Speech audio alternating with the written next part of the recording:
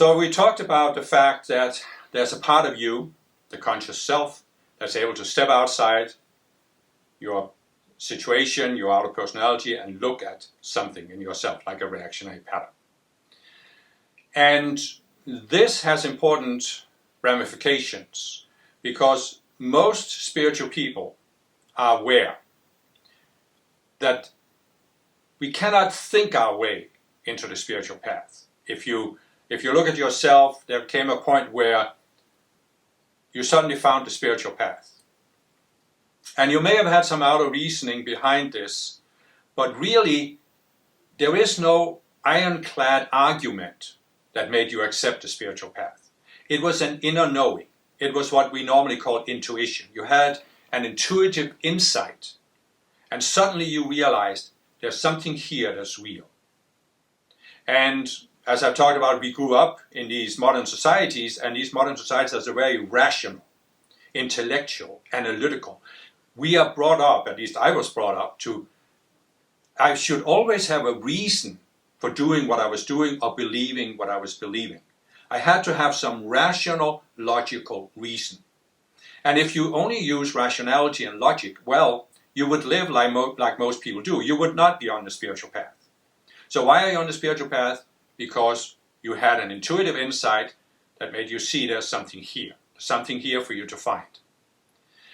And of course, intuition can be said to be what brings you forward on the spiritual path.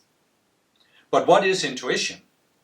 Well, in the previous video, I was talking about how this conscious self can either be immersed in a certain situation, or it can step back mentally and look at the situation from the outside. In other words, it can separate itself out from an outer situation, your outer personality.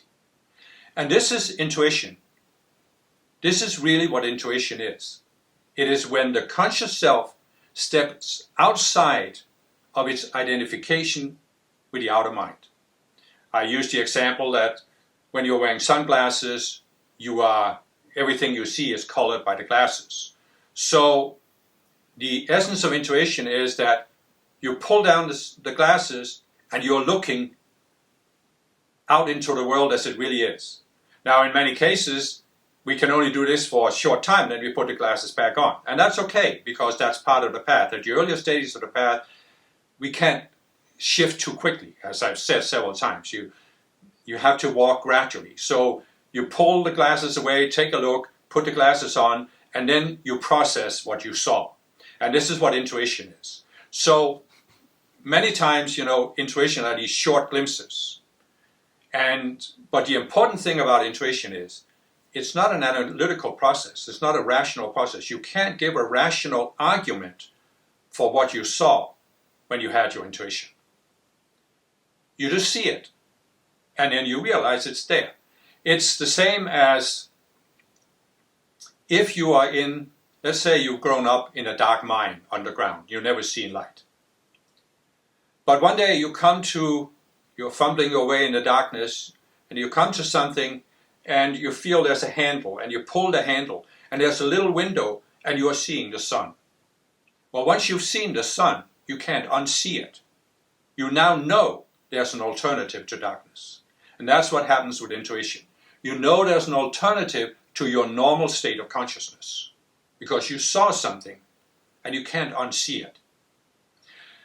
Now, there are two aspects of intuition that are important to consider. The first one is, of course, how do we increase our intuition? Because obviously we want more of these insights that bring us forward on the spiritual path. And there are different elements of increasing intuition. We can say that in our subconscious minds, in the emotional, mental, and identity minds, there is an accumulation of lower energies, fear-based energies. Whenever we react with fear, and anything that isn't love is actually a form of fear, we qualify energy with a certain vibration, and it accumulates in for example, our emotional minds. And this energy, I'll talk more about energy later, but just a brief talk here. This energy has a pull on our conscious minds. So you see a person, for example, who has a tendency to become angry.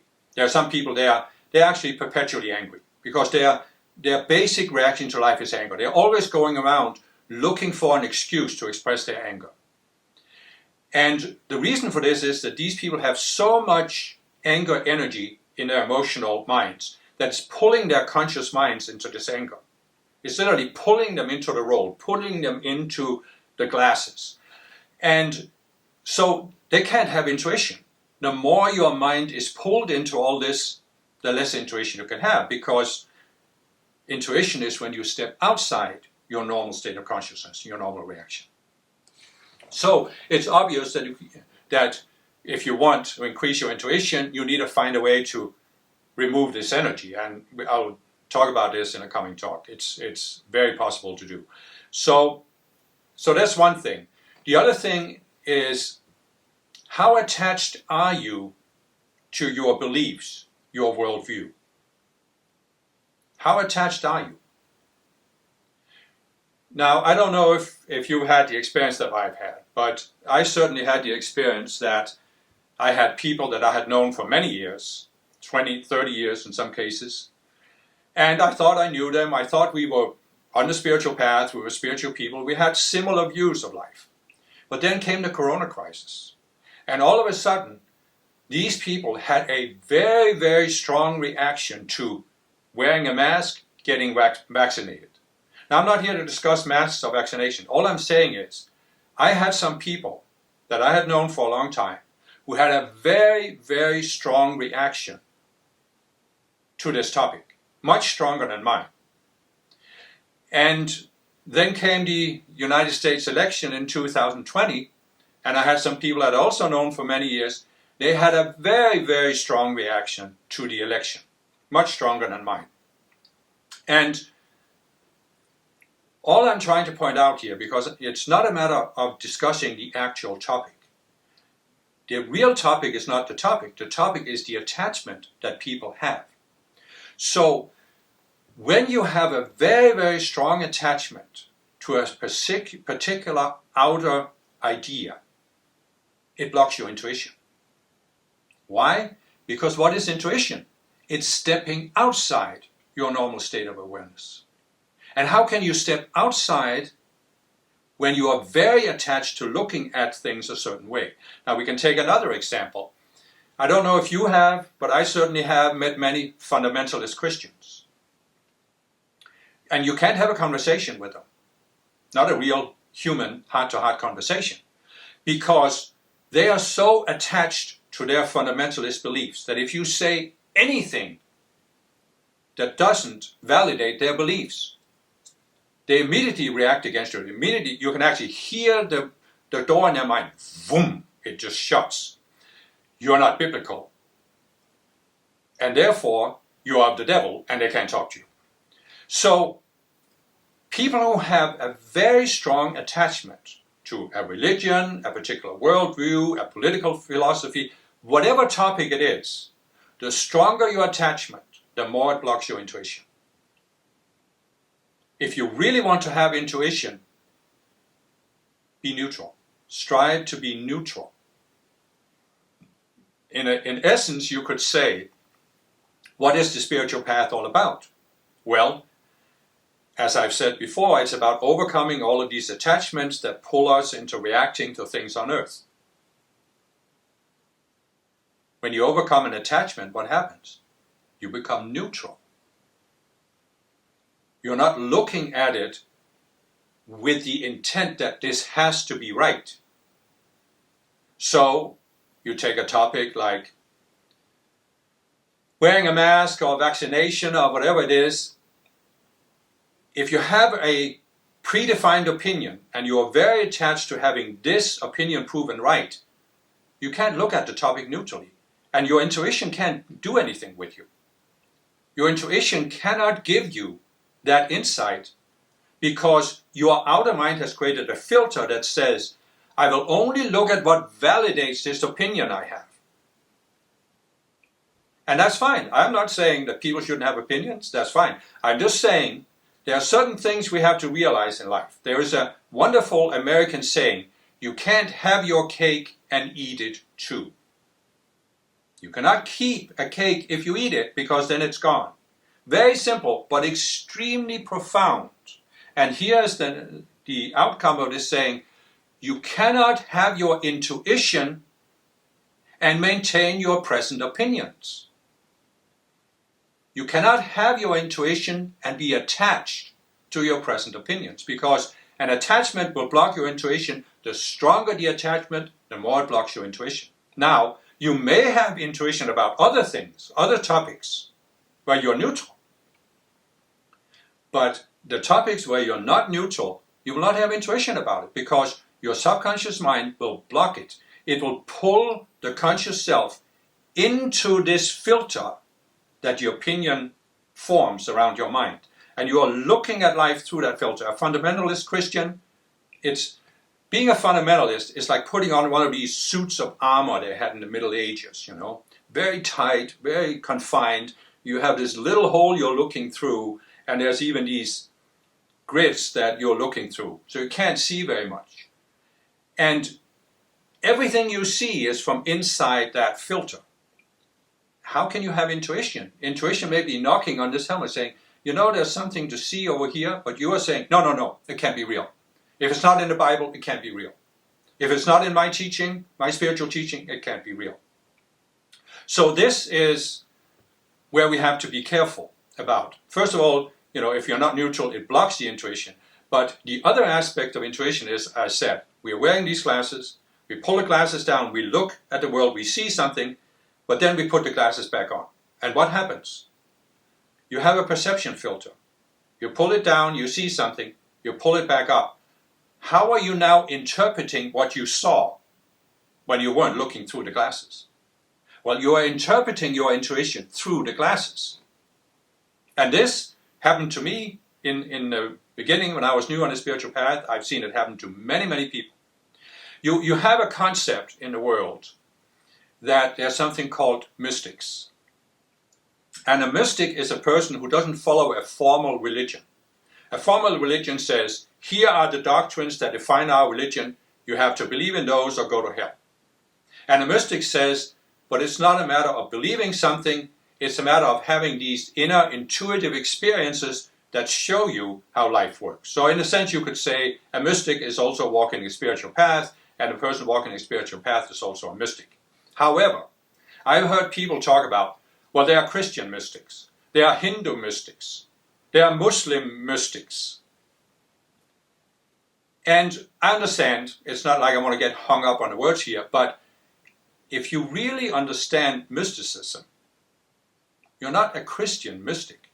You might be a mystic who is coming from the Christian tradition, and you're using the Christian tradition, its words and its concepts, to describe your mystical experiences. But the reality of a mystical experience, it's beyond these outer descriptions. A mystical experience cannot be put into any mental box, into any classification on earth.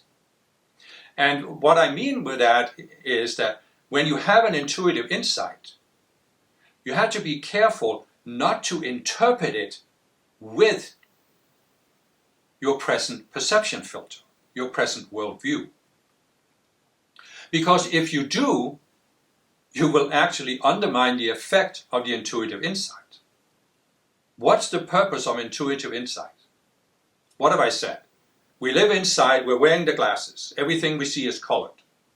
So we think the sky is green. We pull down the glasses, we look at the sky. Oh, it's blue. Now it's green. Now it's blue. Now it's green. And that gives you a frame of reference from outside your perception filter, outside of your outer mind and personality. And what's the purpose of getting this? It is so you can stop identifying with the perception filter and the outer personality. So you can gradually free yourself from that perception filter and come to see the world as it really is. But what happens if you now use your perception filter to interpret your intuitive insight? Well, you pull the intuitive insight into your perception filter, and then you no longer have a frame of reference that there's something outside the filter. So it actually has happened to people. I have met people that this has happened to. They had a genuine mystical experience, but they were so attached to their Christian beliefs that they interpreted the mystical experience to actually validate their Christian beliefs. So they had a genuine experience that there was something outside their perception filter, but they pulled the experience into their perception filter, and now they were even more convinced than before Christianity is the only true religion and the only path to salvation. Well, then you haven't made progress on the spiritual path. You cannot have your intuition and your opinions too. It can't be done. So I hope this has given you something to consider about intuition. Intuition is, of course, it's a process. It's the process, it's a locomotive that pulls us along on the path, and it's refined. Over time, it becomes more and more refined. And my intuition has obviously become better than it was 47 years ago, but it has happened because I have become more and more neutral. I've become less and less attached to these outer opinions, less attached to my view of life, my worldview. I've become willing to consider something outside of my perception filter, constantly refining it, realizing, oh, that wasn't the full view of it.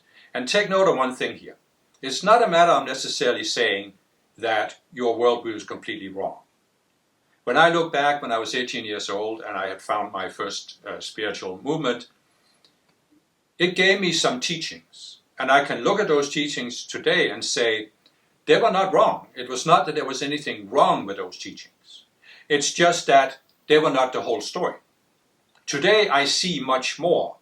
And because I see so much more, I see those teachings from a different perspective than I did back then. And really, that's the way it should be on a spiritual path. Quite honestly, if you look at yourself, and if you look back to yourself 30 years ago, and you say, my opinions haven't changed. My view of the spiritual path hasn't changed because I have the highest view of the spiritual path. If that happens to you, I can tell you with absolute certainty, you haven't grown in those 30 years. Because if you had, you would have expanded your understanding. And you would have gained a broader perspective. Not necessarily that what you believe is wrong, but you would have gained a broader perspective, and you would have seen there is much more to know. Because I'll tell you one very, very simple axiom. There is always more to know.